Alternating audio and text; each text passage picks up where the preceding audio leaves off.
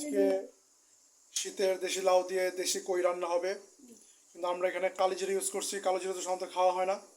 কালো জিরা তো স্বাস্থ্যের জন্য উপকার। অনেকে হয়তো এভাবে চিপটা লাগিয়ে দেখে ভর্তা বানিয়ে খেতে চায় না। তরকারিতে এগুলো দিয়ে দিলে এটা খেলে আপনার স্বাস্থ্যের জন্য অনেক উপকার। পেঁয়াজ কম দিয়ে দিচ্ছি, আদা বাটা রসুন বাটা দিচ্ছি, এখন দিব জিরা বাটা। আর কালো জিরা কিন্তু হচ্ছে গ্রেট মেডিসিন, মহা ঔষধ।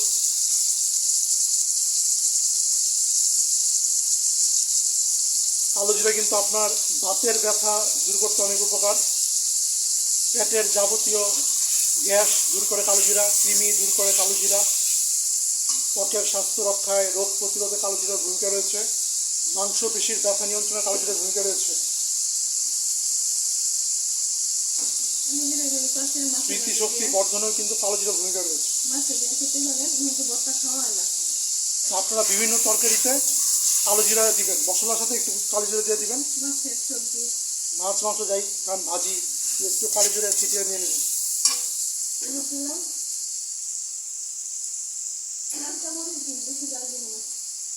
আমাদের মহানবী সাল্লাল্লাহু আলাইহি ওয়াসাল্লাম কিন্তু নিয়মিত কালো জিরা এবং মধু খেতেন।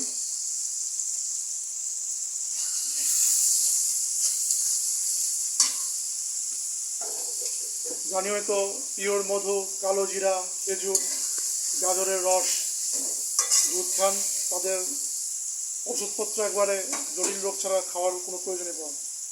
দেশি কই মাছ, যেগুলো ছোটো কই দেশি কই, আর যেগুলো বড় বড় কই সেগুলো কিন্তু খাই।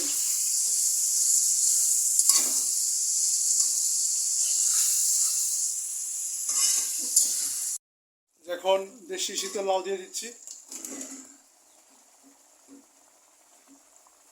এই লাউ কিন্তু আমাদের লোকাল মার্কেট থেকে কিনা।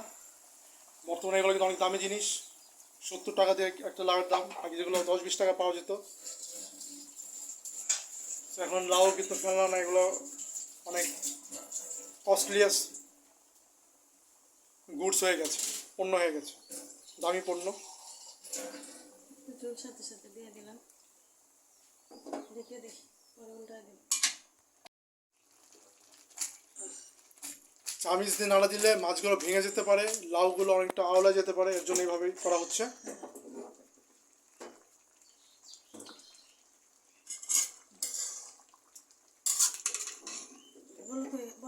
উঠছে এদিকে আস্তে আস্তে মাছগুলো, এই যে মাছগুলো যাতে না ভাঙে এই জন্য এভাবে নিয়ে এসেছি মাছগুলো নিচের থেকে। এটা লোফটেড ওয়েতে করা হচ্ছে, উপরের দিকে নিয়ে এসেছি মাছগুলি, তাহলে আর ভাঙবো না। আমি যেগুলো উপরে বাসছি দেখেন, লাউ তো কিন্তু প্রায় হয়ে গেছে।